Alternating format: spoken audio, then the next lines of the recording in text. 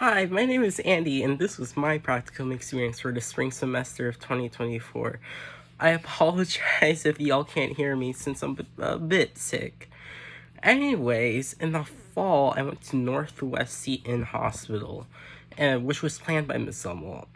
And I was the person who saw a person die, and I also witnessed leg surgery, which was really cool and such a exciting thing. Anyways, in the spring semester, it was completely different. Since we were completely on our own, we had to find our own site. I had the extra challenge of having to rely on another person, Thomas. Since I didn't have a car at the time, I had to tag along. My advice would be over the summer, get a car, get sorry, get your driver's license, because it's easier for one person to get into a site than two people. It just makes sense.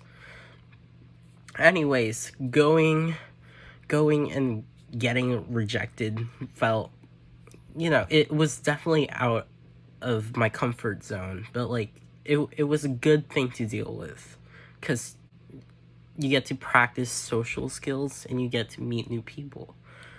Anyways, finally, a veterinary site finally accepted us. It was Northwest Austin Veterinary Center. And let's talk about that. At Northwest Austin Veterinary Center, I got to experience lots of different surgeries and things. For example, a gastropexy.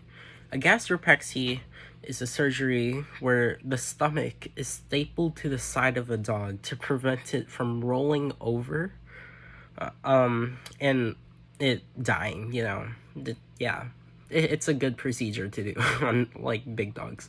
There was also a lot of mass removals and a lot of dental procedures. I really hated dentals because you just saw so many of them. But from January till May, I saw at least 50. It was insane, the amount of dentals I had to witness. During my site, I also got to deal with a person that I didn't like. How do you deal with a person like that? You keep your distance, but you still have some form of respect for them. You have to be aware that you're the guest that's invited to the site. You might also be asking, how do you deal with boredom?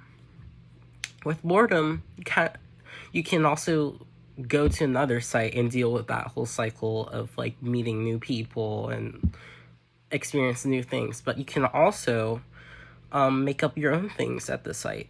For example, personally, I got to look at microscopes and look at ringworm and diseases. I also got to deal with syringes and make flushes for surgeries. I also took some photos. So here's a photo of cyst removal. Here's a before, and here's an after. I also took a photo of this cat, which I found really funny. So yeah. One of the last things that I want to say is that you should make your journals really exciting for Ms. Zumwalt, because she has done so much for us, and we should give something in return. So I'm just gonna read a quick journal real quick from January 24th. Today was definitely a major event day. First, we had this absolutely beautiful cat named Blank. At first, the owner thought this cat may have babies, but still wanted a spay. Dr. Blank had to open her up and see. Turns out the cat didn't have babies, and we went on with the spay as intended. The second operation we had was a mass growth removal. The dog was named Blank and was 95 pounds. It was a big dog.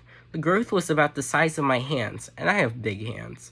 The procedure took about an hour and 30 minutes, but the thing was so exciting. Instantly, when Dr. Blank cut in, there was lots of blood. Blank mentioned how it was vascular since it was around the nape of the neck. Blood also started squirting from the cysts. By the end, there was blood on the ground and even on Dr. Blank's shoes.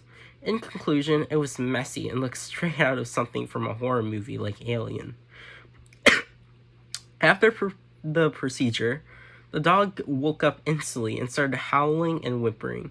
I felt really bad for the dog. It almost seemed human in a way.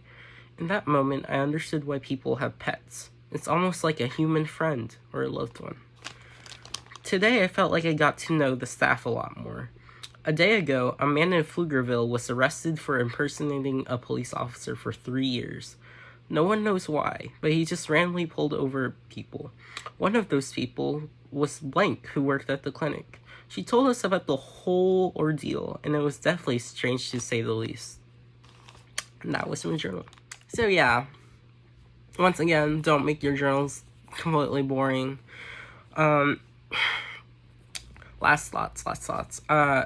This has drastically impacted my life. I feel like my people skills have gotten slightly better. And I want to thank Ms. Zommel again for the experience I've had for this course and this class. Bye.